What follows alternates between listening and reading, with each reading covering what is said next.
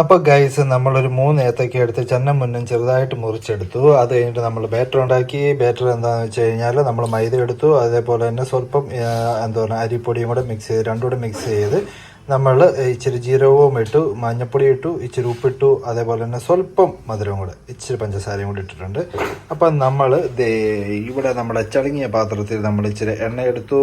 എണ്ണ ചൂടായിക്കൊണ്ടിരിക്കുന്നു. ഇതിലേക്ക് ഇനിയും നമ്മൾ ഏത്തയ്ക്ക ഓരോ മുറിയും നമ്മൾ ബാറ്ററിൽ മുക്കി അങ്ങോട്ടിട്ട് പൊരിച്ചെടുക്കാൻ പോകണം. ഓക്കെ, അപ്പം നമ്മുടെ എണ്ണ അങ്ങോട്ട് നല്ല പോലെ ചൂടായിട്ടുണ്ട്. അതിലേക്ക് നമ്മുടെ ഏത്തയ്ക്ക പീസുകൾ നമ്മൾ ഓരോന്നോരോന്നായി അങ്ങോട്ട് ഇടുന്നു. കൊണ്ടല്ലേതായി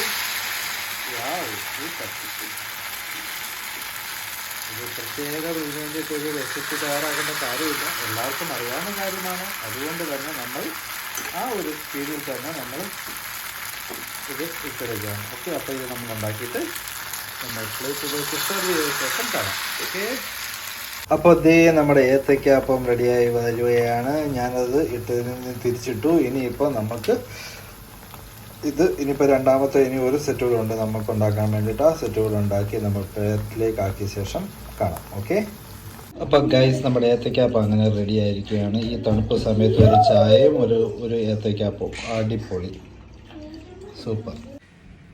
അപ്പോൾ എല്ലാവർക്കും നമ്മുടെ ഏത്തയ്ക്കാപ്പത്തിൻ്റെ വീഡിയോ ഇഷ്ടപ്പെട്ടു എന്ന് വിചാരിക്കുന്നു. അപ്പോൾ എല്ലാവരും ലൈക്ക് ചെയ്യുക, ഷെയർ ചെയ്യുക, സബ്സ്ക്രൈബ് ചെയ്യുക.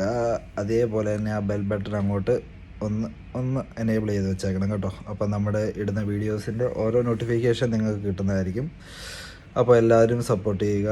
എല്ലാവരെയും ഇത്രയും നമ്മൾ ഫാമിലി ആയിട്ടുണ്ട്, 59,000 ആയിട്ടുണ്ട് നമ്മുടെ ഫാമിലി. അപ്പം എല്ലാവരും ഇത്രയും സപ്പോർട്ട് ചെയ്തതിന് വളരെ വളരെ നന്ദി കേട്ടോ. Okay, by.